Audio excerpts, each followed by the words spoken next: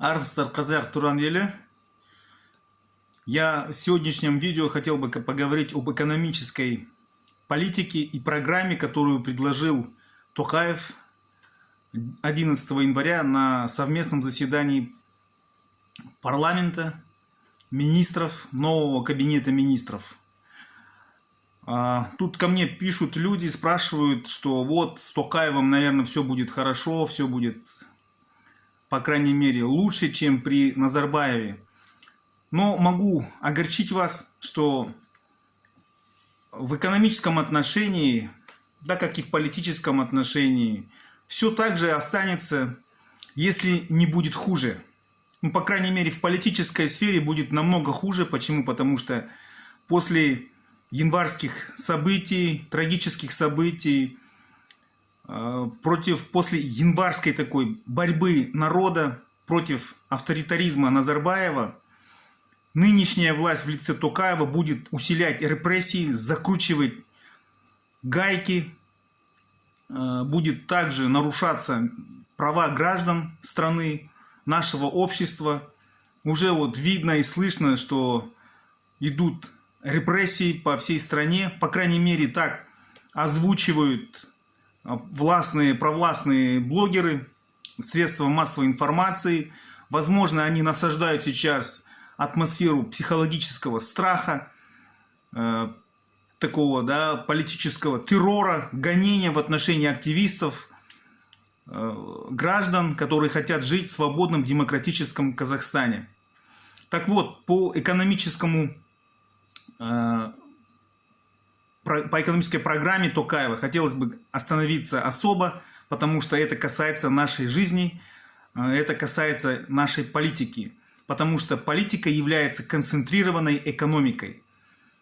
Так, давайте сейчас более подробно попытаемся разобраться, почему я не верю в программу Токаева, почему я, посмотрев ее, послушав ее, понял, что от этой экономической программы Токаева нам лучше не будет.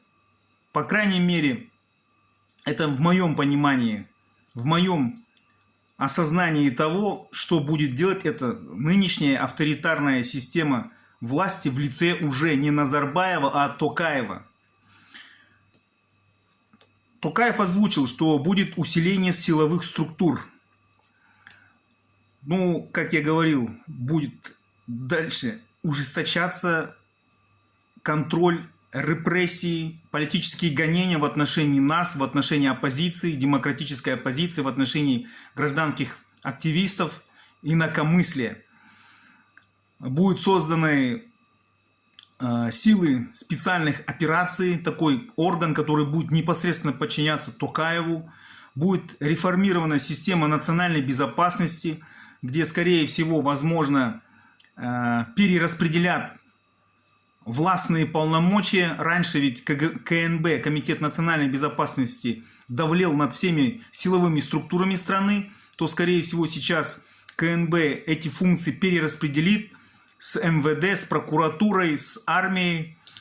И не зря же создается вот эта организация силы специальных операций. Это, в моем понимании, это будут, скорее всего, такие же опричники, как это были при Иване Грозном. Помните, была опричнена дружина, боевая эскадра, которая занималась политическими гонениями, репрессиями, убийствами в отношении инакомыслия, в отношении оппозиционно настроенных представителей феодальной знати, бояр в царстве Ивана Грозного. То же самое, скорее всего, сейчас будет предложено нам, нашему обществу, Токаевым. Вот, это первый пункт. Второй пункт. Отмена утильсбора.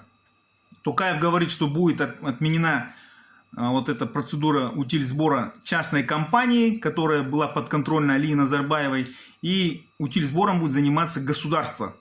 Это давным-давно напрашивающаяся, да, проблема была, и это необходимо было решать давно. Как мы знаем, утильсбором занималась компания ТО РОП, которая подконтрольна Алии Назарбаевой. За вот эти с 2015 года созданное ТО РОП по утильсбору было собрано почти за вот эти 6 лет 1 миллиард 700 миллионов долларов. Вы можете себе представить? На ровном месте. Как мы понимаем, этот утильсбор был очень таким отрицательным фактором в экономическом, социально-экономическом положении, развитии нашего общества, потому что тормозил улучшение благосостояния наших людей, потому что люди не могли нормально купить автомобиль, не обновлялся автопарк нашей страны. Сейчас более 65% автомобилей в нашей стране являются утилем, старым по своей физической форме. Это старые автомобили, 65% в Казахстане. Вы можете себе представить? И только из-за того, что Алия Назарбаева, благодаря своему папе, пролоббировала этот утильсбор в свой собственный карман. За эти деньги, за вот этот 1 миллиард 700 миллионов долларов можно было построить 5-6 автомобильных заводов в Казахстане с полным технологическим циклом производства автомобилей. 550 миллионов долларов ушло в Санкт-Петербурге на то, чтобы построить автомобильный завод с полным технологическим циклом производства автомобилей. Вы можете себе представить? Вот, только за это время можно было столько заводов построить. Скорее всего, если у Токаева есть благоразумие, конечно, они утильсбор уменьшат до тех размеров, которые существуют во всем мире. Это примерно около $200, 150-200 долларов с автомобиля. Это было бы наилучшим решением, способом возможности уменьшить социальную напряженность нашего общества, улучшить благосостояние наших граждан. Это позволит обновить нам автопарк в нашей стране. Надеюсь, что этот вопрос решится в пользу общества, то есть в пользу нас, простых граждан. И еще бы мне хотелось, конечно, это если бы я был вместо Токаева, я бы, конечно, изыскал бы эти денежные средства, которые были собраны ТО РОП, и вернул бы их в государственный бюджет, в собственность государства.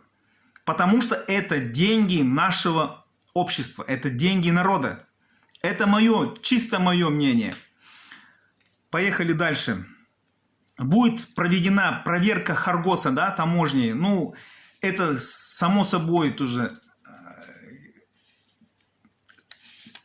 необходимая такая проблема, которая была создана Булатом Назарбаевым, младшим братом Назарбаева. Это, конечно, необходимо было проводить, потому что я сам никогда не был там в этом Харгосе, но столько слухов, столько информации о коррупционных схемах, где миллионами, миллиардами воруют деньги, в свой карман ложат аффилированные с Булатом Назарбаевым компании граждан, которые занимаются этой коррупционной схемой. Бюджет страны не досчитывает миллиарды долларов. Это бьет по социально-экономическому положению наших граждан. Вы понимаете, что это необходимая вещь, то, что сказал Токаев. Да, я поддерживаю это. Он также отметил, что необходимо пересмотреть Банк развития Казахстана, который превратился фактически в частный банк крупных олигархических кланов, кругов, которые лоббировали свои интересы, получали денежные средства по льготным схемам. Ну, с учетом того, что у нас ушла лишь верхушка Назарбаева и близких к нему лиц, олигархов, дочерей, зятей, но схема, такая же схема, она и останется. Почему? Потому что все те, кто был при Назарбаеве во властных структурах, все те олигархические круги, кланы, группировки промышленные, финансово-промышленные олигархические группировки, они также будут у нас сейчас существовать. Они также будут лоббировать свои экономические интересы.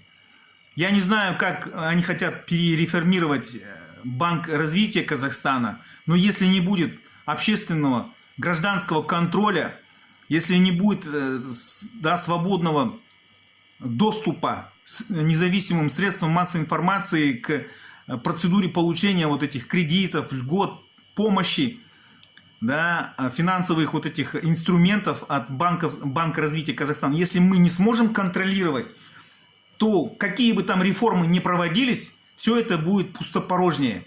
Вот поэтому я сомневаюсь, что что-то может измениться в этой сфере.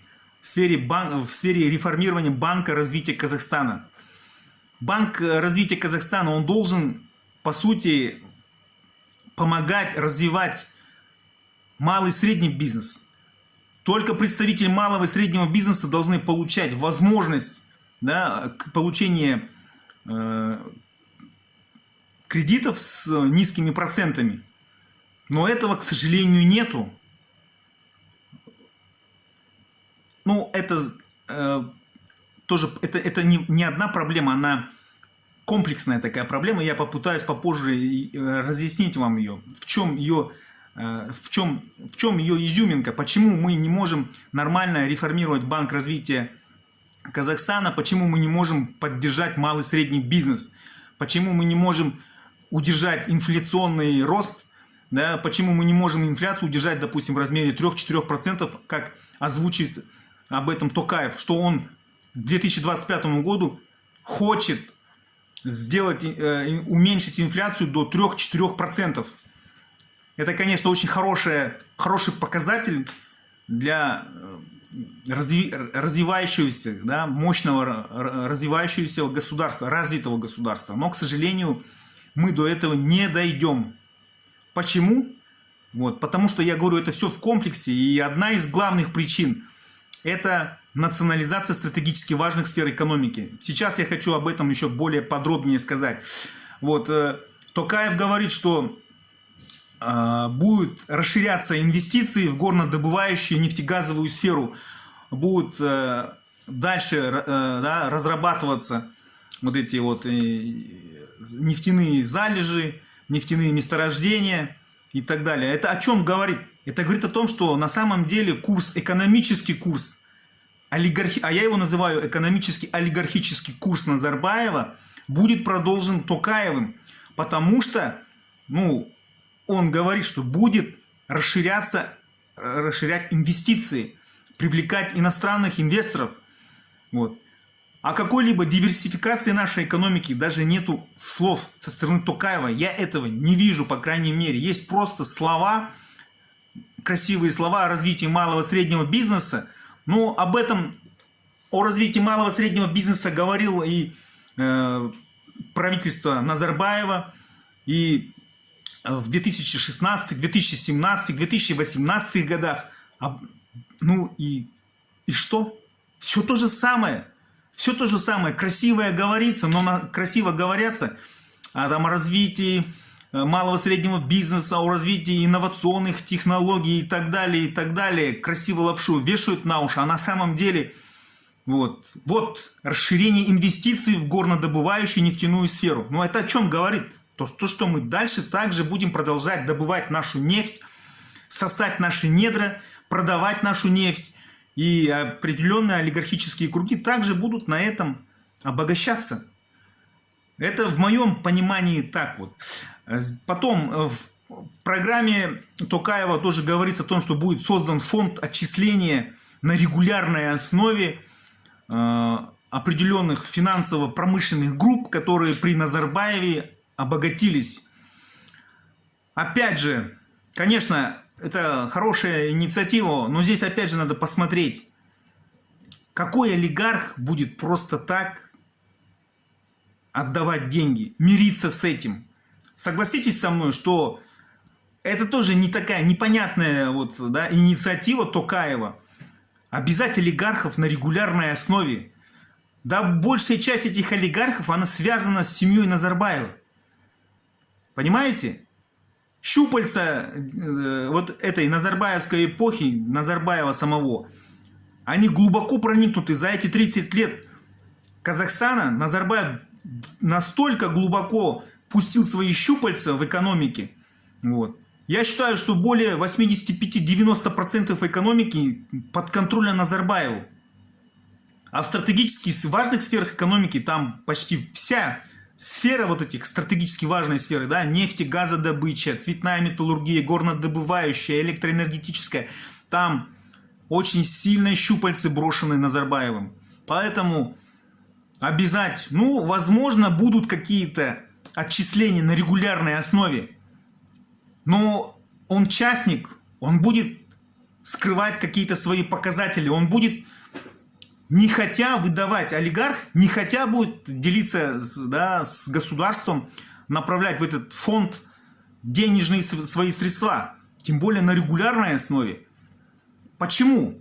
Почему я говорю? Почему мы не можем развивать малый и средний бизнес? Да? Почему мы не сможем остановить инфляцию в размере 3-4%? Почему вот этот фонд, он не будет накапливаться? Ну, это в моем понимании. Да все почему? Потому что нету существенной экономической реформы, которую я всегда говорил в своих выступлениях. Нету национализации стратегически важных сфер и доходных, в первую очередь доходных стратегических сфер экономики. Нефти, газодобыча, горнодобывающая, цветная металлургия, электроэнергетическая отрасль, банковская система, земли сельхозназначения, общественный транспорт, железная дорожный, да, вот это, транспорт, вокзалы, аэропорты. Это все должно быть национализировано. Понимаете? Там должно государство управлять, контролировать и развивать эти сферы, потому что это доходные сферы. Там не нужна частная инициатива. Это монопольная, доходная, важная стратегические сферы экономики. Да, мы должны развивать частное предпринимательство, но, я отмечу, в малом, среднем бизнесе, в обрабатывающей, перерабатывающей отрасли. Вот там должна быть, да, очень сильно налажено, развито вот это вот частное предпринимательство, малого среднего бизнеса. Токаев говорит, что социально-экономическая система показала свою достаточную эффективность в обеспечении общего роста национального дохода. Но есть перегибы в перераспределении этих доходов, что якобы выгодоприобретателем являются олигархические финансовые круги, олигополии. Вот. То есть олигархи получают основную сумму, да, основной вот этот национальный доход от продажи наших природных богатств. Это о чем говорит? Это говорит о том, что нам, государственникам, людям, которые реально хотят улучшить благосостояние нашего народа, на самом деле сделать нашу страну державой, мощной экономической державой. Допустим, по опыту Норвегии. Норвегия – это тоже нефтяная страна. 75% стратегически важных сфер экономики подконтрольно государству. Нефть добывает государственная компания Equinor. Понимаете, да? Нефть добывается государственной компанией Equinor. Возьмите Саудовскую Аравию, одного из самых крупнейших нефтяных, да, экспортеров. Там государственная компания Saudi Aramco. Она почти 100% контролировала добычу нефти.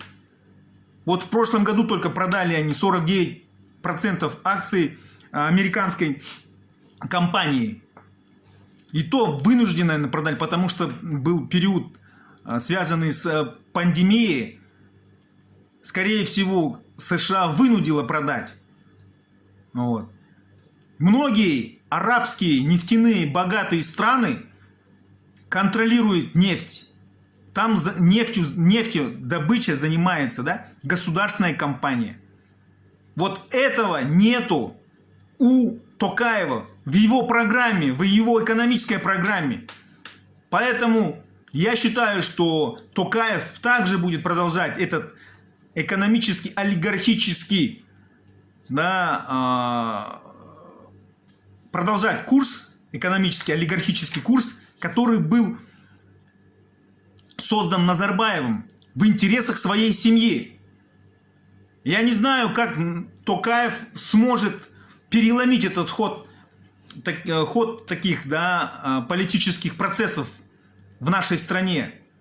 Но щупальца Назарбаева, его, да, щупальца в экономической сфере, они огромны. Как будет Токаев это делать? Вот я понял, что никак. Он просто этого не будет делать. Будут лишь поверхностные косметические реформы в экономической сфере.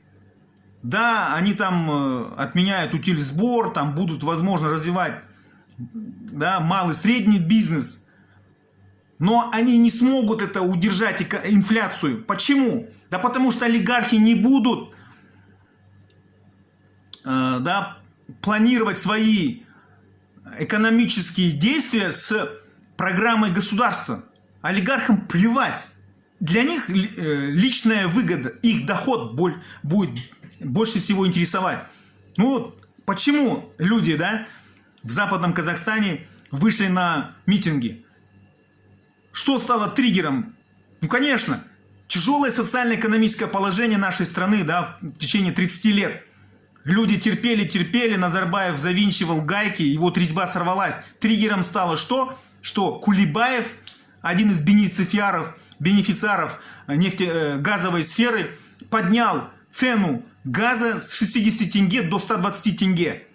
Вот то же самое олигархи будут поднимать цены на газ, на бензин, на солярку.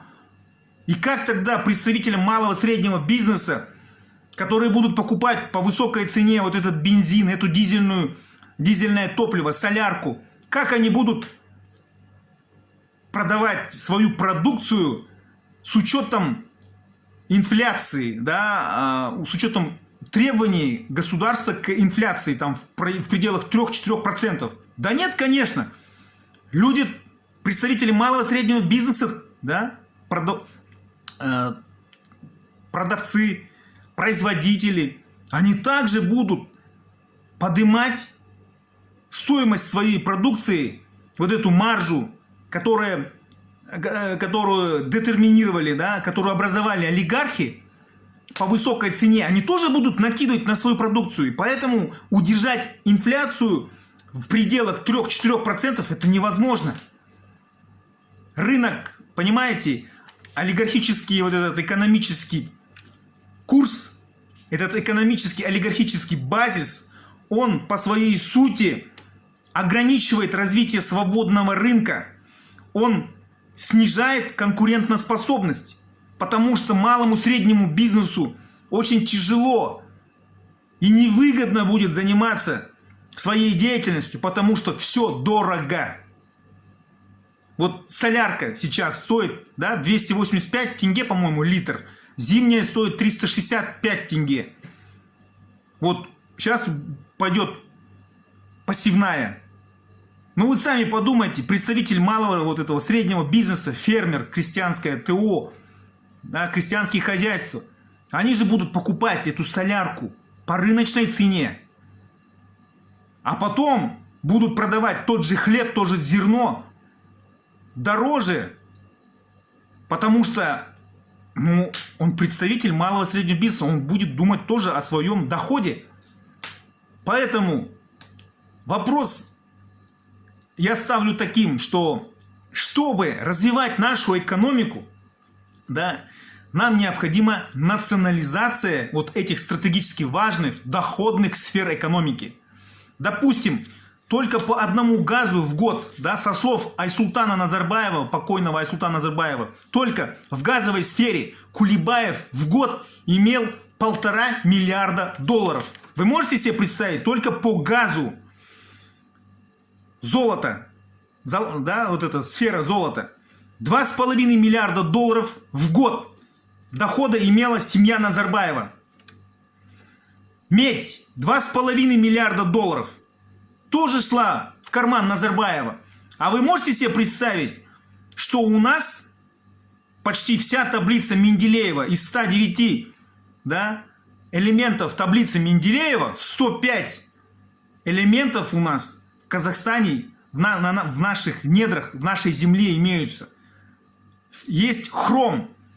Из 1 тонны 992 килограмма чистого хрома получается. В Хромтау добывается. Мы не знаем, сколько там получают чистой прибыли. Мы не знаем, сколько получаем за продажу, допустим, алюминия, олова, ферросплавов, цинка.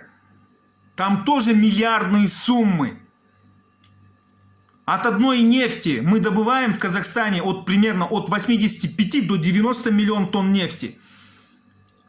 Сейчас еще будут увеличиваться добыча нефти до 100 миллионов тонн в год. Вы представляете? Но государство получает от этого только жалкие там проценты от акцизов, налоги, копейки. Все. А вы представляете, если бы это все шло в доход государства, в доход, в наш национальный фонд. Вот в Норвегии так и поставлена была работа. У них в пенсионном фонде, аналог нашего национального фонда, 1 триллион 350 миллиардов долларов. И эти деньги, они еще крутят в 90 компаний, крупных компаний, в 90 крупнейших компаний мира имеется доля Норвегии. Вы представляете, они могут даже нефть не добывать, но только на процентах от дохода этих 90 миллион, 90 вот этих компаний, доходность они могут получать. Вот, понимаете, да? Как поставлена работа национальных государственных деятелей, политических деятелей, которые находятся у власти в Норвегии. То же самое и мы можем это сделать. Если мы придем к власти, если придет реально будет смена власти, Токаев это не та фигура политическая, которая будет менять эту авторитарную систему. Понимаете, Назарбаев ушел, эпоха Назарбаева ушла, но его система авторитарная осталась. Ее не поменяли, она существует. Вы должны это понимать. Токаев это не та фигура, я еще раз говорю. Он такой же продукт назарбаевской авторитарной системы. Спасибо за внимание. Меня зовут Аслан Курманбаев. Подписывайтесь на наш YouTube канал. Делитесь этим видео.